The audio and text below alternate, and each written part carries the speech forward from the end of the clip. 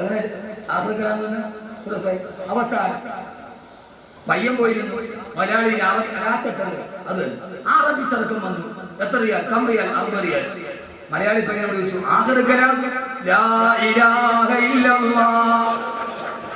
അവൻ അവസാനത്തെ വാക്ക് ലാ ഇലാഹ ഇല്ലല്ലാഹ്. ആകെ അവൻ അറിയാവുന്ന അറബിയാണ്. ആഖിറു കലാം ലാ ഇലാഹ ഇല്ലല്ലാഹ്. മോനെ പഠിക്കും, സഹോദരിമാരെ പഠിക്കും. ഒന്ന് പഠിക്കാൻ ശ്രമിച്ചാൽ പെട്ടെന്ന് കഴിയും. അതുള്ള സാഹചര്യം നിങ്ങളുടെ മുമ്പിലുണ്ട്. എൻ മകനേതു വിദേശത്തു പോകിലും നിന്മനെ കാമ്പിനി ഓർമ്മ വേണം. നിന്നുടെ ഭാഷ നിന്തറവാട്ടമ്മ അന്യ ഭാഷ വിരുന്നുകാരി. ഏതൊരു മന്ത്രവും ഏതൊരു വേദവും ഏതൊരു തത്വവും ഏതൊരാൾക്കും വൃത്തിൽ പതിയണമെങ്കിൽ സ്വഭാഷതന് വക്രത്തിൽ നിന്നു പഠിക്ക വേണം. ഒക്കെ വാക്കാലേ ഉള്ളൂ. ഏത് മന്ത്രവും ഏത് വേദവും പറയല്ലേ, ഏതൊരു മന്ത്രവും ഏത് വേദവും അവന്റെ ഹൃദയത്തിൽ പതിയണമെങ്കിൽ അവനവന്റെ ഭാഷയിൽ നിന്ന് പഠിക്കണം. ഖുർആൻ ഹൃദയത്തിൽ ഇറങ്ങണമെങ്കിൽ മലയാളത്തെ എഴുതി പഠിച്ചിട്ട് ഓതിയ ഹൃദയത്തിൽ ഇറങ്ങൂല. അത് അറബിയിൽ അതേ സ്ഫുടതയോടെ തജ്വീദോടെ പഠിക്കണം.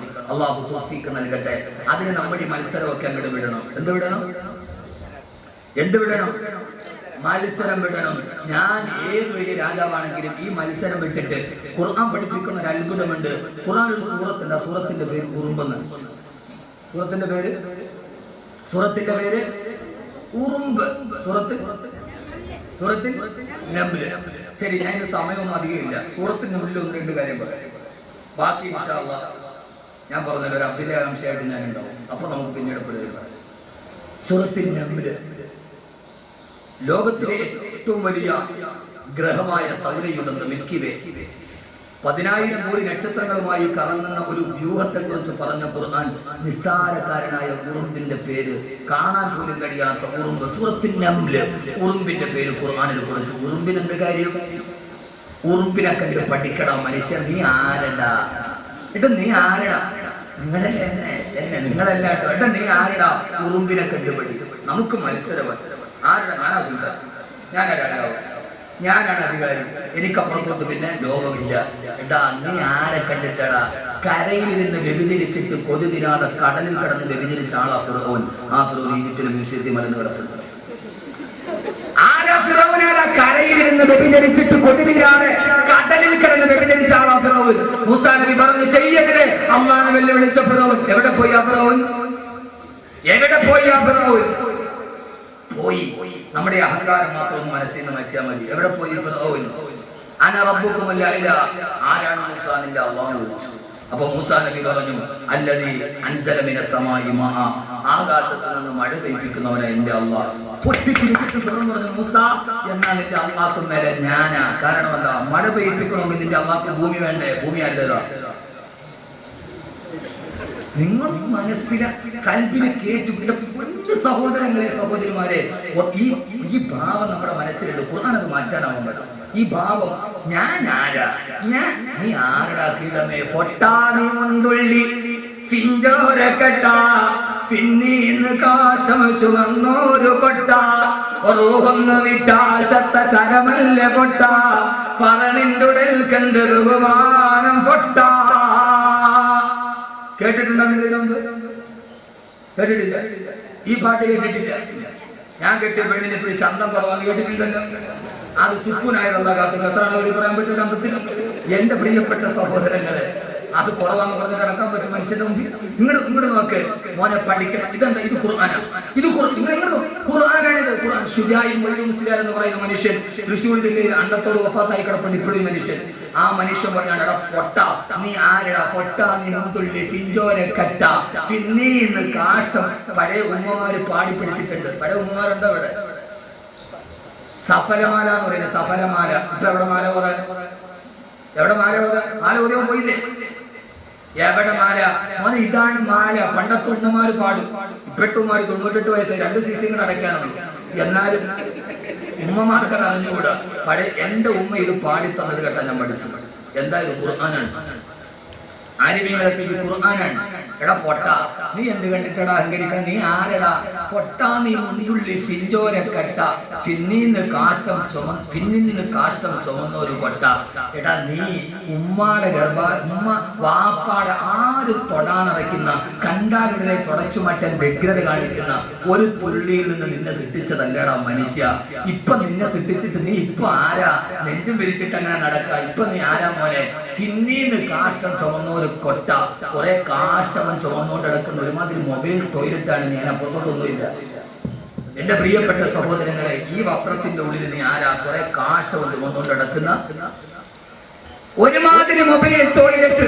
കാന പീന സോന ഹഗ്ന. തീർന്നു, വിഷയം തീർന്നു. എന്നിട്ട് ഇങ്ങനെ നടക്ക. ഞാൻ ആരാ? ദുനിയാവിൽ ആർക്ക് സുൽത്താനാവും? ദുനിയാവിലെ സുൽത്താൻ ആരാവാൻ? ആഖിറത്തിലെ സുൽത്താൻ ആവാൻ പ്രശ്നം. ദുനിയാവിൽ ആർക്കുമാവും, പക്ഷേ ആഖിറത്തിലെ സുൽത്താനാവാൻ കഴിയണം. അതുകൊണ്ടാണ് ഖുർആൻ പറഞ്ഞത്. എന്തിനോടാണ് ഈ മത്സരം? എന്തിനാ? അല്ലാഹുവിന്റെ വിശുദ്ധമായ ഖുർആനിന് അധ്യായത്തിന് പേര് വെച്ച് സൂറത്തുൻ നംൽ, ഉറുമ്പെന്ന് പേര് വെച്ച് അല്ലാഹുവിന്റെ വിശുദ്ധ ഖുർആനിന്. എന്തെന്നറിയോ മനുഷ്യ? ഉറുമ്പിനെ കണ്ടു പഠിക്കുക. മനുഷ്യ ഉറുമ്പിനെ കണ്ടു പഠിക്കുക.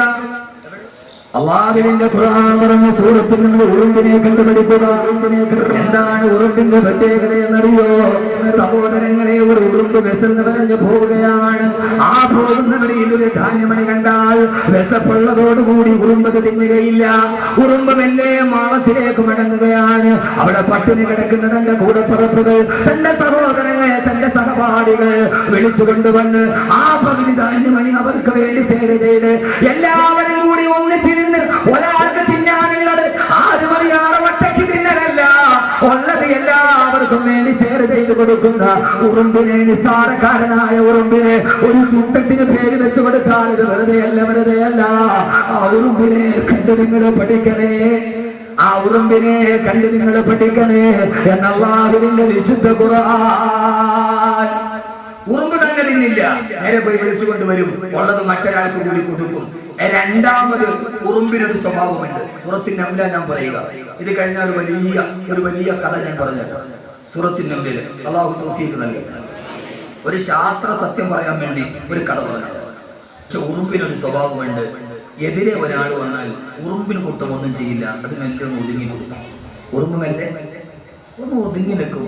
മറ്റുള്ളവർ പോയി കഴിയുമ്പോൾ ഉറുമ്പും കൂട്ടം മെല്ലെ മുമ്പോട്ട് പോകും.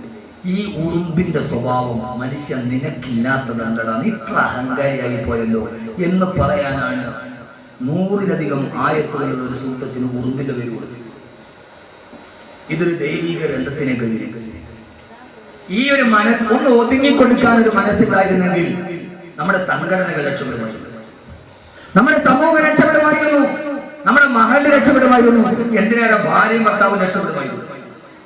ഭർത്താവ് ഇങ്ങോട്ട് വന്നു, ഭാര്യ ഒന്നും ഒതുങ്ങി കൊടുത്താൽ ഭർത്താവ് ഇങ്ങനെ വന്ന ഭാര്യ ഉറുമ്പിന്റെ സ്വഭാവം പഠിക്കുക. ഇത് വെറുതെ ഒരു സൂറത്തിൽ പേര് വെച്ചല്ല. ഒന്ന് ഒതുങ്ങി കൊടുക്കാൻ, ഒന്ന് അഡ്ജസ്റ്റ് ചെയ്ത് കൊടുക്കാൻ. ഇതെവിടെ അഡ്ജസ്റ്റ് ചെയ്യാൻ? ഭാര്യയും ഭർത്താവും ജീവിക്കണോ? ഉറുമ്പിനെ കണ്ടു പഠിക്കണമെന്ന് വിശുദ്ധ ഖുർആൻ. വാപ്പയും മകനും തമ്മിലുണ്ടാവണോ? ഉറുമ്പിനെ കണ്ടു പഠിക്കണമെന്ന് വിശുദ്ധ ഖുർആൻ. മഹല്ല് നന്നായിട്ട് പോകണോ? ഉറുമ്പിനെ കണ്ടു പഠിക്കണമെന്ന് വിശുദ്ധ ഖുർആൻ. കൂടപ്പുറപ്പുകൾ നന്നായി പോകണോ? ഉറുമ്പിനെ കണ്ടു പഠിക്കണമെന്ന് വിശുദ്ധ ഖുർആൻ. അള്ളാഹു നമ്മൾ അങ്ങനെ ആക്കി തരട്ടെ. അള്ളാഹു നമ്മൾ അങ്ങനെ ആക്കി തരട്ടെ. അള്ളാഹു നമ്മൾ അങ്ങനെ ആക്കി തരട്ടെ. ആമീൻ പറയും മനുഷ്യന്മാരെ. ആ വിശുദ്ധമായ ഖുർആനിൽ ഒരു സൂറത്തിന്റെ പേര് ഉറുമ്പ്, മറ്റൊരു സൂറത്തിന്റെ പേര് ഇരുമ്പ്. സൂറത്തുൽ ഹദീദ്. ഒരു സൂറത്തിന്റെ പേര് ഇരുമ്പ്, മറ്റൊരു സൂറത്തിന്റെ പേര് ഉറുമ്പ്, മറ്റൊരു സൂറത്തിന്റെ പേര് ഇരുമ്പ്.